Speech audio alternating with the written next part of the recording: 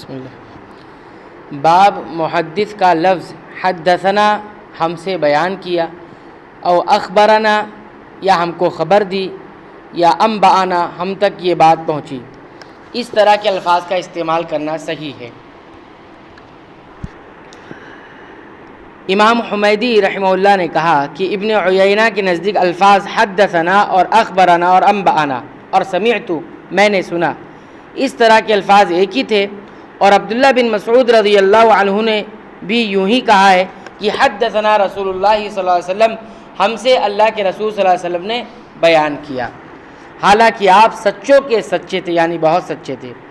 اور شقیق نے عبداللہ بن مسعود رضی اللہ عنہ سے نقل کیا کہ میں نے نبی کریم صلی اللہ علیہ وسلم سے یہ بات سنی، اور حذیفہ رضی اللہ عنہ نے کہا کہ ہم سے رسول اللہ صلی اللہ علیہ وسلم نے 2 حدیثیں بیان کی۔ تو صحابہ کرام بھی اسی طرح کہا کرتے تھے، اگر صحابہ کرام سے اللہ کے رسول نے کوئی بات بیان کی ہے تو وہ بیان کرتے، اور کبھی کبھی ایسا ہوتا کہ انہوں نے ان سے نہیں بیان کی لیکن سنائی دیا کہ آپ صلی اللہ علیہ وسلم بیان کر رہے ہیں، تو سمعتو کہتے کہ ہم سے بیان کیا۔ تو اس طرح کے الفاظ استعمال کیے جانے چاہیے۔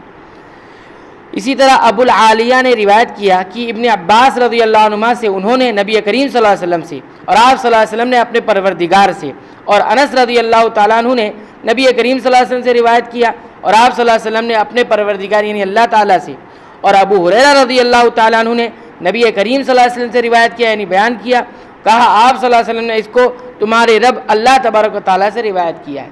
تو جب اللہ رب العالمین، جب نبی کریم صلی اللہ علیہ وسلم کوئی بات اللہ رب العالمین کی طرف سے بیان کرتے تو پھر وہ کہتے کہ اللہ تعالیٰ نے ایسا کہا ہے، یعنی قرآن کے علاوہ جو احادیث ہے اس کے بارے میں کہا جاتا ہے۔ حدیث نمبر 61۔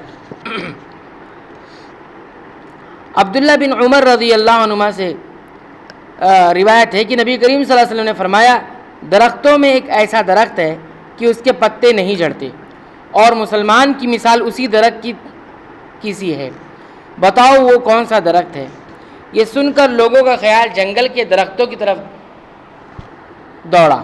عبداللہ رضی اللہ عنہ نے کہا کہ میرے دل میں آیا کہ وہ کھجور کا درخت ہے، مگر میں اپنی کم سنی یعنی کم عمری کی شرم سے نہ بولا۔ آخر صحابہ کرام نے نبی کریم صلی اللہ علیہ وسلم سے پوچھا کہ وہ کون سا درخت ہے؟ آپ صلی اللہ علیہ وسلم نے فرمایا وہ کھجور کا درخت ہے۔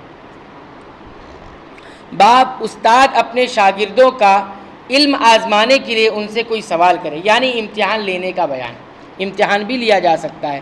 حدیث نمبر 62۔ عبداللہ بن عمر رضی اللہ عنہما روایت کرتے ہیں کہ انہوں نے نبی کریم صلی اللہ علیہ وسلم سے ایک مرتبہ آپ صلی اللہ علیہ وسلم نے فرمایا کہ درختوں میں سے ایک درخت ایسا ہے کہ اس کے پتے نہیں جھڑتے، اور مسلمان کی بھی یہی مثال ہے، بتلاؤ وہ کون سا درخت ہے؟ یہ سن کر لوگوں کے خیال جنگل کے درختوں پہ چلے گئے۔ عبداللہ رضی اللہ عنہ نے کہا کہ میرے دل میں آیا کہ بتلا دو کہ وہ کھجور کا درخت ہے، لیکن وہاں بہت سے بزرگ موجود تھے اس لیے مجھ کو شرم آئی۔